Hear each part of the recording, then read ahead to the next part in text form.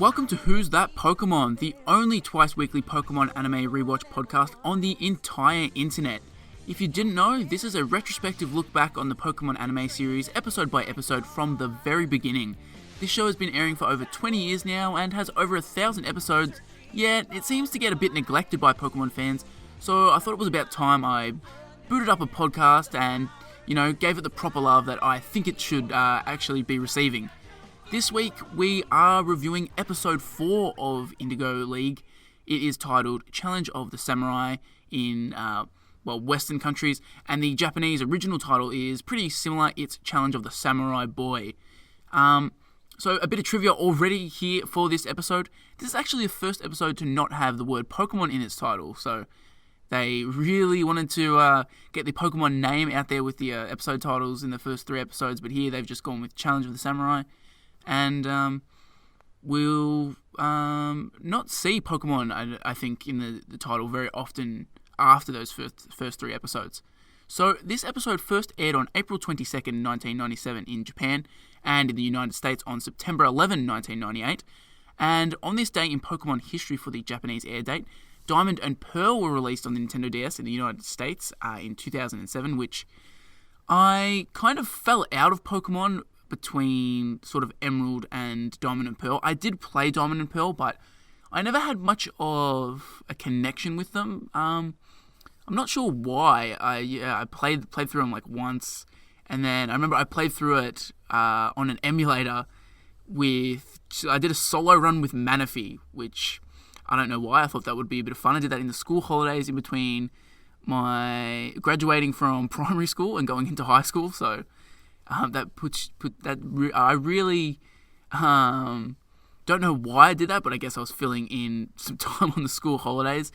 But yeah, I fell out of Pokemon until around about the time Platinum was announced in Japan, which it kind of brought me back in. I don't know why. I think it was seeing a lot of the changes that Platinum was bringing into the kind of the Redux version, and for some reason that hooked me, and Platinum's basically my favourite Pokemon game of all time, and here I am now, still going strong in the Pokemon fandom. So, on this day in history for the American air date, nothing of note has happened, and the screenplay for this episode was written by Hideki Sonoda. This is the first episode written by him, and Sonoda has writing credits on every Pokemon movie from the 3rd through to the 17th, so he's without a doubt had a huge impact on this show, and this is his debut, so we're going to find out how he does being thrown into the deep end here. For the debuts, there's no human debuts here of recurring characters. Obviously, the titular Samurai makes his debut here, but as I mentioned, we're not going to be including characters of the day in this section. As for Pokemon debuts, we've got Weedle, Pinsir, Kakuna, and Ash's Butterfree. And the Who's That Pokemon for this episode, it is none other than Ash's, well, not Ash's, but it's clearly done for Ash's Metapod. It's, Metapod. So, with all of that info out of the way, we can move on to the episode summary and discussion.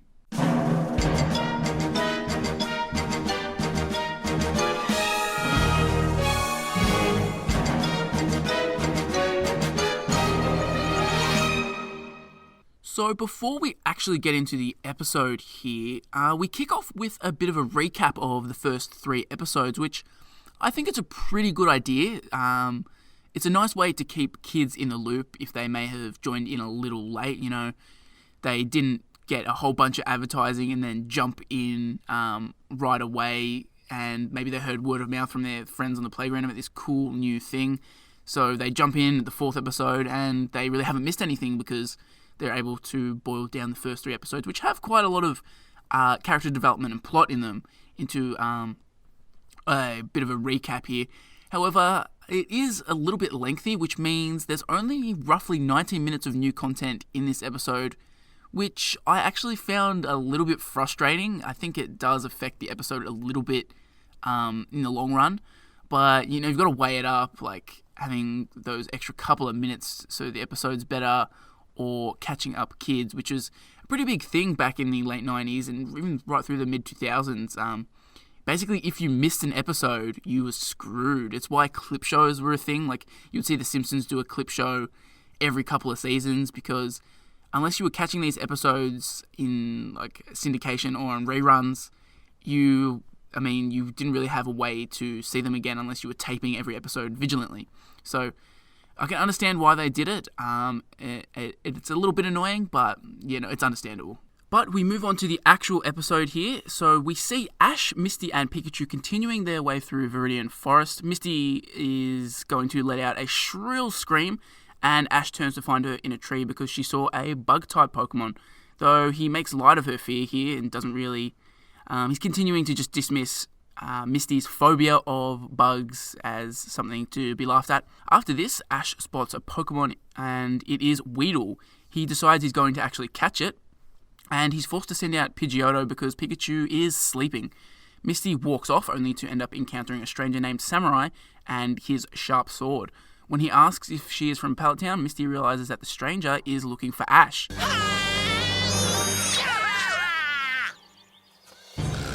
Greetings, O Shrieking Maiden. Are you by chance the Pokemon trainer who comes from Pallet? No, that's not me. Alas, my search continues. I advise you to refrain from further shrieking while passing through this forest, unless your goal is to attract a horde of Beedrills. So, when Ash makes fun of Misty here, he makes a ridiculous pun. He says cow to pee, which this kind of pun sort of lays the groundwork for all the heavy emphasis on puns that you would see for the next 20 years of this show. They do love a good pun. We actually have a dub change involving this, though. So when Misty screams upon seeing bugs, Ash gets in his cow costume and suggests that the bug is a Caterpie. But in the Japanese version, he instead makes an untranslatable pun.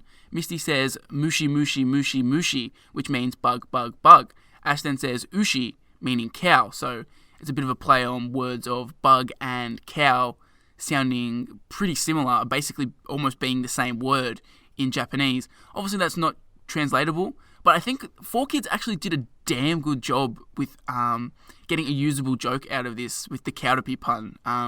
It still kind of keeps the heart of the joke. So I know 4Kids gets shit on a lot, and deservedly so in a lot of cases, but I also think some of the hate's over the top. So if I can actually shout them out when they do something right throughout this podcast, I want to give them credit where credit's due.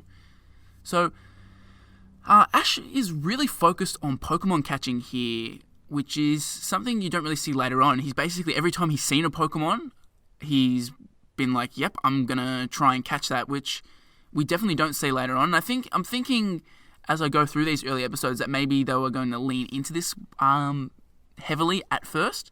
They thought that they were going to get 1 year out of the show. They really didn't expect to be going much further than the Indigo League. The people running the show were like, yep, we'll get Indigo League out of this and that'll be done. So I was thinking maybe the plan was to have Ash like legitimately try to catch them all, maybe,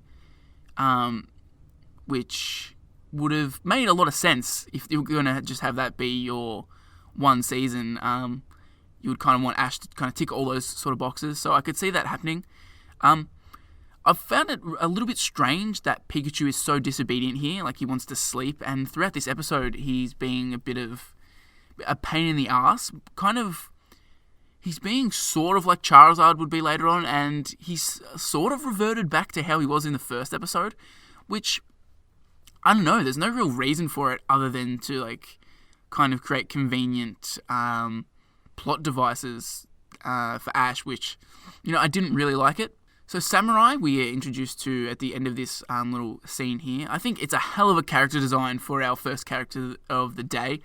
There's so many generic characters of the day that we will encounter later on that are so unremarkable. They just have generic name, a generic look, a generic-ass Pokemon, and nothing that happens is memorable at all. I think Samurai was probably always going to be memorable because he's the first character of the day, but this whole design, the whole samurai outfit, does help even more to make it something that sticks in your mind years and years later. And it also feels like he's sort of a nod to the bug catcher class, the class of trainers in the game. So I sort of enjoy that. I did have a question though, which is, what the hell is Samurai's motivation here? Like, we never get a proper explanation during the episode about why he specifically wants to battle Pallet Town trainers. Like, I feel like this could have been easily explained. You could have literally had one line in there to, kind of give the background on why he's doing this and why he's testing himself against Pallet Town trainers. But instead, it's left ambiguous, and there's not even really any hints at why he's doing this. It's just, apparently he wants to really battle people who live in a specific town. So, Samurai is voiced by Carter Cathcart in the English dub, albeit he's actually credited under the pseudonym Jimmy Zoppi, which is done a fair bit in voice acting, and I've just noticed it going through voice acting credits in Pokemon. It's weird that they do often go under these pseudonyms. Carter has actually played a number of significant roles in the anime. He's the voice of Gary Oak, for starters, and he also voices Todd Snap, who will run into a while down the track, and he actually recurs a couple times. He's also the current voice of James, Professor Oak, and Butch in the anime, and some of you also might recognize him as Weevil Underwood from Yu-Gi-Oh! So Carter Cathcart's got a pretty extensive 4Kids voice acting resume there. Done quite a bit of voice acting for 4Kids dubs. Meanwhile, Pidgeotto swoops and defeats Weedle, but just as Ash is about to toss a Pokeball, Samurai arrives and asks him if he's from Pallet Town. When Ash confirms it, Samurai challenges Ash to a Pokemon battle. The wild Weedle escapes as a result, and Ash reprimands Samurai for causing him to lose the Weedle. However, Samurai says that Ash allowed it to escape. The two then begin their Pokemon battle. That sword doesn't scare me. There's no way you're stealing my Pokemon. I am no Pokemon thief. Who are you then? I am Samurai. I am also shrewd, fearless, and completely invincible in combat. I have been searching the forest for you. What do you want from me? A Pokemon match. Let us see who triumphs. So I really love the way Ash is so dismissive of Samurai when he's trying to catch Weedle. He's so locked into trying to catch this one Pokemon that when Samurai shows up, he's really just like, yeah, whatever, go away. Usually Ash would be like, hell yeah, I would want to battle, but he's really locked in on catching a Weedle here. So Samurai has a pretty funny line here. He says, I'm completely invincible in combat, which it did give me a little bit of a laugh, because he did get curb stomped by every other trainer from Pallet Town. And he even mentions this basically in the same breath, so it's like, oh, I'm completely invincible in combat. I lost 3 straight battles, but I'm completely invincible. And just a little minor gripe I have here. There's a bit of funky animation going on when Ash recalls Pidgeotto here, which it's not a major thing, but it did stand out a little bit to me when I was watching the episode. And a little bit of trivia before we move on here. Ash tries and fails to capture a Weedle here, which I've already mentioned. However, he would actually later succeed in capturing its final form, only to give it away shortly thereafter.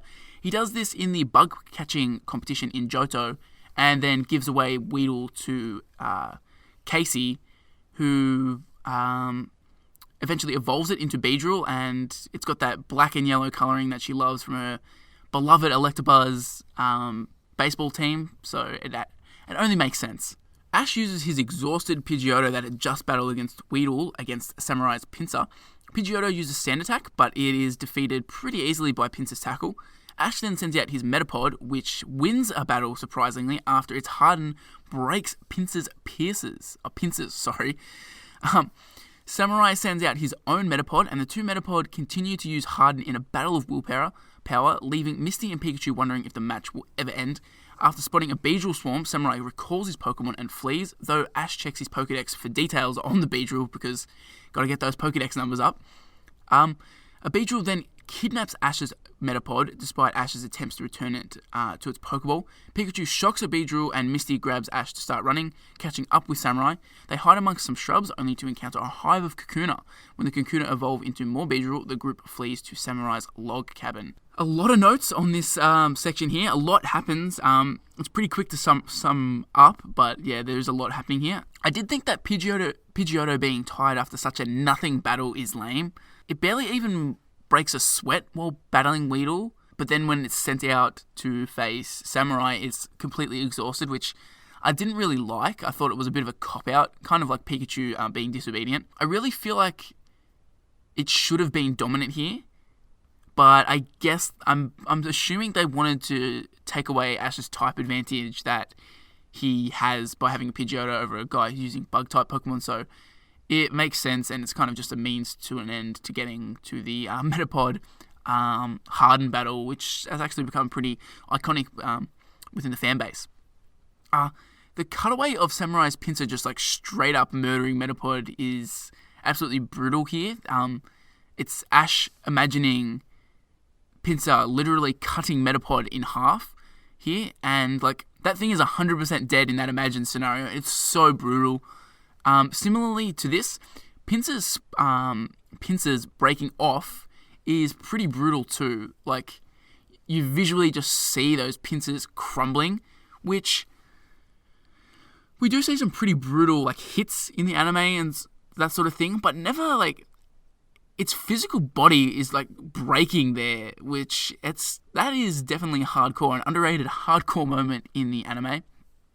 I also thought that returning Pinsir doesn't really make too much sense tactically. Like, it really hadn't been defeated. It did snap those pincers, but it was more than capable of still fighting. Like, I don't think having the little nubs on its horns break is enough to keep it from battling. So, yeah, I don't know. I didn't really think that made too much sense. And again, it's just to get the Metapod battle happening, which is actually pretty damn hilarious. I did laugh during it. I knew it was coming, but still, it made me laugh. I'm really not sure what either of them was hoping to achieve here by just using Harden. Like, it's not going anywhere. It's clearly not going to go anywhere, but they just keep doing it. And Ash has got another Pokemon to use, so it's a bit confusing, but it does make me laugh. I thought that the Beedrill Swarm that attacks all three of our characters here is basically identical to the Swarm of Spearow that attack Ash in the first episode. Both moments see Ash trying to catch a Pokemon unsuccessfully at first, and that Pokemon that he unsuccessfully tries to catch alerts a swarm or flock that eventually chase after them. So I thought it was an interesting parallel there, and that they're kind of reusing a plot device or a story beat 4 episodes in.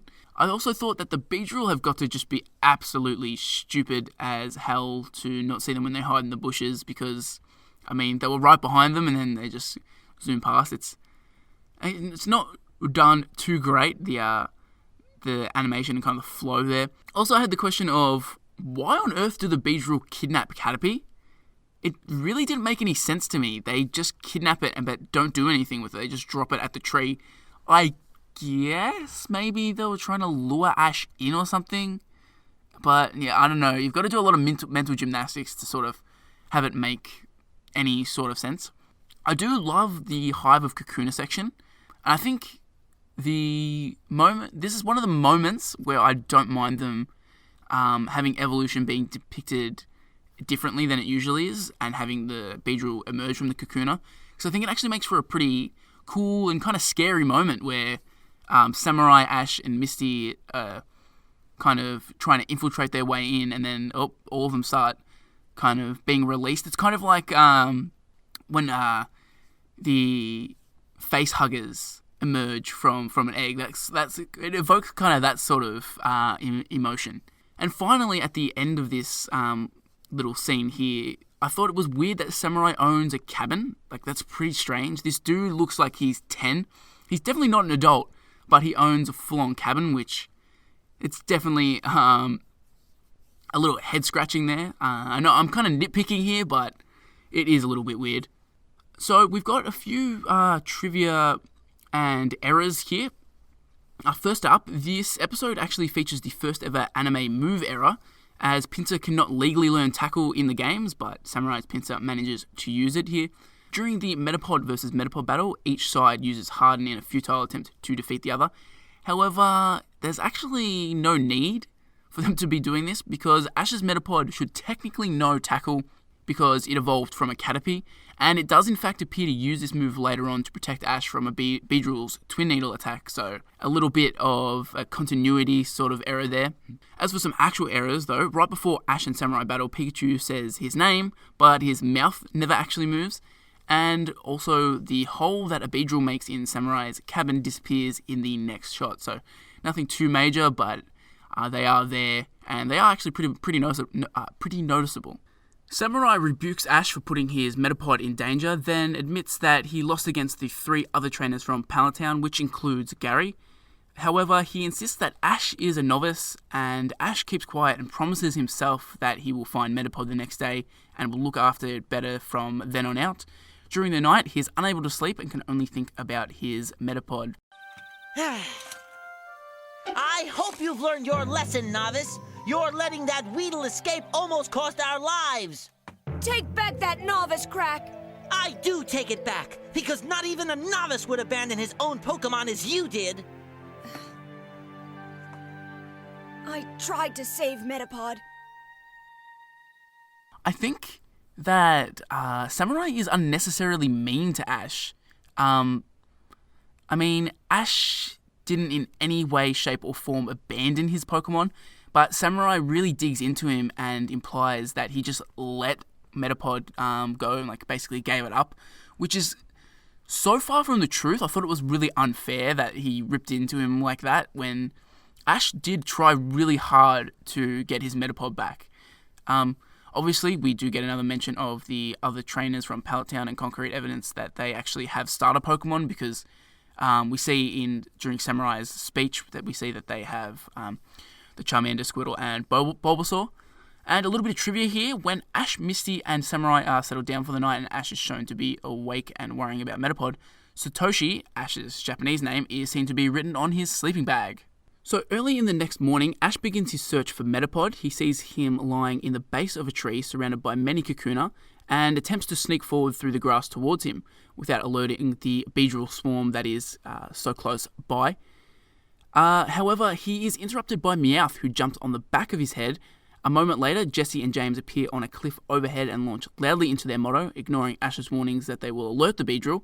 The sound awakens the Beedrill, who prepare to dive bomb Ash and Team Rocket. Ash rolls underneath their attacks and reaches Metapod. Jessie and James attempt to take cover in their cardboard van, but some Weedle have begun to chew through it, and they run away instead. Prepare for trouble! Make it double. To protect the world from devastation! To unite all peoples within our nation. To denounce No, not again, not now! Never interrupt the Team Rocket motto! But the Beedrill! To denounce the evils of truth and love! To extend our reach to the stars above. Jesse! James. Keep it down before you wake up the Beedrills! We're 4 episodes in, and Ash is basically already sick of Team Rocket's bullshit here. He tells them that he hasn't got time for their shenanigans, their tomfoolery, their buffoonery.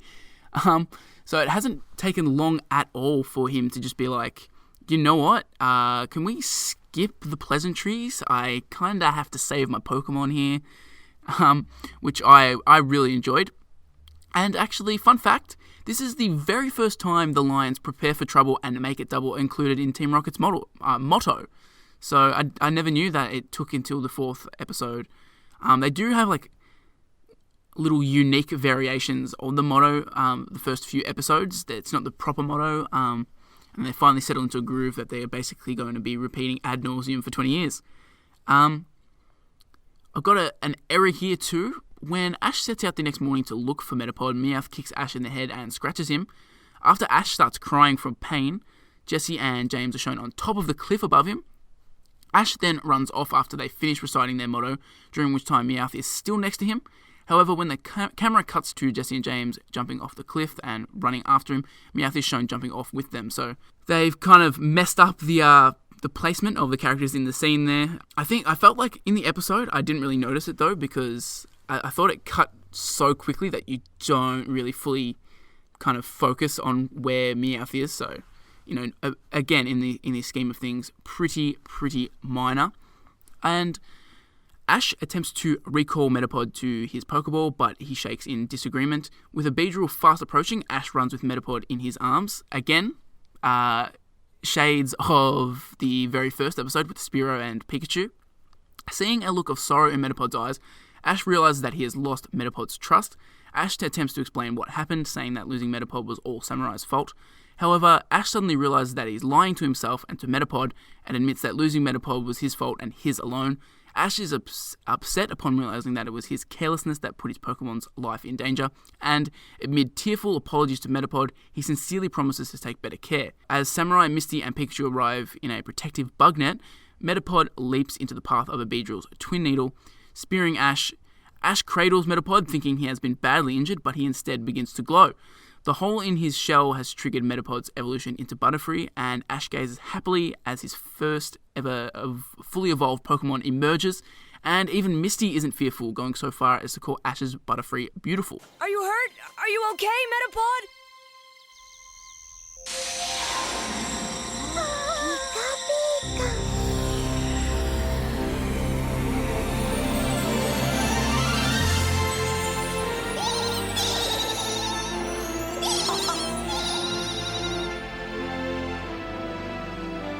Butterfree. Oh, it's so beautiful. I thought Metapod refusing to go in the Pokeball is a little weird. Like, the episode doesn't really properly explain that Metapod believes that Ash abandoned it. And, like, again, like, why does Samurai think Ash abandoned it? Why does Metapod believe that? Like, there's nothing to show that Ash abandoned it. I think it's so forced that they're playing this kind of Ash is a neglectful trainer, because I like when they show that his shortcomings as a trainer as like tactically and when it comes to knowledge. But one thing that's always like a real constant about Ash is that he really, really cares for his Pokemon. And I'd forgotten that in this episode they're trying to paint him as someone who's like kind of reckless and doesn't properly care for his Pokemon, when I feel like the actions in this episode don't actually represent that, and I think it's just really forced. There's a line from the Pokédex about it taking 1 whole week to evolve into Butterfree from a Metapod, which I thought was really strange. There is no way in hell Ash has been in this damn forest for over a week. Like, no way. It's a line in the Pokédex that really doesn't make much sense to me, and I choose to ignore it. On Bulbapedia, I think they take that and they go, oh, this is proof that Ash has been in Viridian Forest for 1 week and he's been on his journey for X amount of time, which I'm just like, nah, it does not add up. There is no way Viridian Forest is this big that it takes Ash a week to get through it. And also, I'll just add a little snide comment here. Enjoy these Butterfree appearances while they last. It actually only shows up 4 more times before being released by Ash, and one of those appearances is actually Ash trying to trade it away when they're on the St. Anne. So, a lot of, as I mentioned in other episodes, a lot of people remember Butterfree fondly, but when you actually look at it, it shows up 4 more times and then gets released. And actually, most of these appearances, obviously I mentioned one of it was it being traded, but most of these appearances are it being defeated soundly. It gets defeated in, I think, the gym battle with Misty. I think it loses there. And then it gets defeated at the unofficial gym with AJ on the Path to the Pokemon League, I think the episode's called. So it doesn't really have a very successful run as a Butterfree. This is probably its shining moment before Bye-Bye Butterfree. So another swarm of Beedrill appear here, but this time Ash orders his Butterfree to use a sleep powder, which puts the bee-like Pokemon and also Team Rocket to sleep and allows the group to escape. Samurai applauds Ash for his control over Butterfree so soon after its evolution. He then shows Ash and Misty the path out of Viridian Forest to Pewter City. He also tells Ash that he takes back his criticisms of his training and his ability as a trainer and refers to himself as a novice. Ash, Pikachu, and Misty continue towards Pewter City to earn Ash's first gym badge. Team Rocket, meanwhile, are left wrapped up like Kakuna amongst a hive of angry Beedrill. Do you have any more bright ideas? Well, unlike you, at least I have ideas. Yeah, and they're all bad. Who asked you?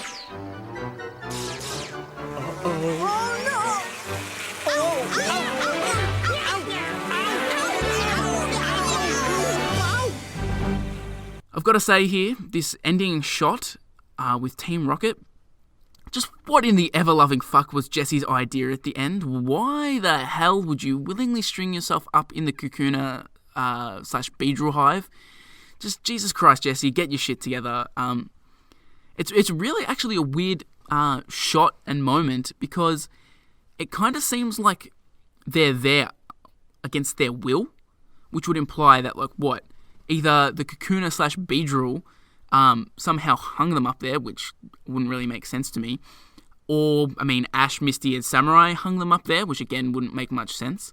And then the other option is that Jessie, which she implies, it was her idea to hang there, which again doesn't make any sense. It's so absurd. But yeah, that brings us to the end of the episode. It's relatively short because of the recap at the start. So with all that out of the way, I think I should get on to my thoughts on the actual quality of the episode. Revisiting this episode, I was surprised to see that I enjoyed it a lot more than I remembered. In my mind, this was a pretty boring episode where the only actual worthwhile moment was seeing Metapod evolve into Butterfree, and I guess kind of Ash having his first proper trainer battle, even though it doesn't end in a result, he's still having his first proper trainer battle. But in reality, I couldn't be more wrong. There are quite a lot of really funny moments spread throughout the episode, and I really enjoyed the moments centered around the Kakuna Hive, where Metapod had been taken after its abduction. This episode's not without its flaws. It has quite a few, actually. There are just a number of things that don't make sense that I mentioned. Stuff like Pikachu just randomly, conveniently disobeying Ash. Like, there's a lot of convenient things going on here that really don't make a lot of sense once you actually look at them and scrutinize them for a little bit. So that kind of irked me in moments. But overall, I thought this was a pretty enjoyable episode. I think I'd even go as far as saying it's better than Pokemon Emergency and Ash Catches a Pokemon, which would place it as the second best episode of the show so far, which really isn't saying much when this is the fourth episode. And I didn't like Pokemon Emergency and Ash Catches a Pokemon too much. I thought the first episode was pretty damn good. But yeah, those two following are just, they're so-so. And look, this episode's not amazing or anything. I think it's just solid. It's nothing real standout, and I don't think we've seen a real standout episode since the first episode. But, this was definitely enjoyable for the most part, and, I can't really complain about it too much. So, a recap of the major events that transpired here. Ash tries and fails to capture a Weedle. Ash has his first fair battle, but has no official winner. Ash's Pidgeotto is revealed to know Sand Attack, while his Metapod is revealed to have learned Harden. Meowth is revealed to know Scratch, and Ash's Metapod evolves into Butterfree and also learns Sleep Powder. Ash Ketchum's win-loss record is still 0-0 because his battle with Samurai ends in a no contest. However, finally, after 5 episodes, in our next episode, we will finally have something to add to that section, which I'm actually looking forward to. We can finally get kickstarted on Ash Ketchum's win-loss record and seeing what he's like as a trainer. But that does us for the discussion, so let's move on to the trivia that was left over that I couldn't squeeze into the discussion. First off, this episode was banned in South Korea due to a cultural problem, which I'm not too sure, but I think South Korea does have problems with depictions of Japanese culture, like traditional culture. They don't like that, I think, off the top of my head. So I'm assuming that the samurai character is what kind of set them off and why it was banned. There are quite a few episodes banned in South Korea for literally each time it's for cultural problems. So I'm going to assume it's that. It would be pretty frustrating to try and keep up with the Pokemon anime in South Korea because a lot of episodes do get banned. In the Dutch and Polish dub of the episode, Ash refers to Gary as Bailey while talking with Samurai. The same error appears in Pokemon Stickers Series 1 by Artbox, possibly indicating that this was a preliminary name for Gary in the anime's dubbing production. I think also in the first movie, one of the dubs might refer to Gary as Bailey, I think. Or actually, no, maybe... I think actually Corey, the ace trainer looking dude that gets invited to Mewtwo's Island, gets referred to as Gary. I think I'm getting that mixed up. But our final piece of trivia is Samurai actually does make a return, sort of. He makes a cameo appearance in the Pokémon world opening that is used for the English dub throughout the Orange Islands arc, which I don't ever recall noticing that. So, knowing that, I might, when we finally get up to Orange Islands, I might keep an eye out to catch our old pal Samurai. But that's all for the trivia here, and we move on to Pokemail.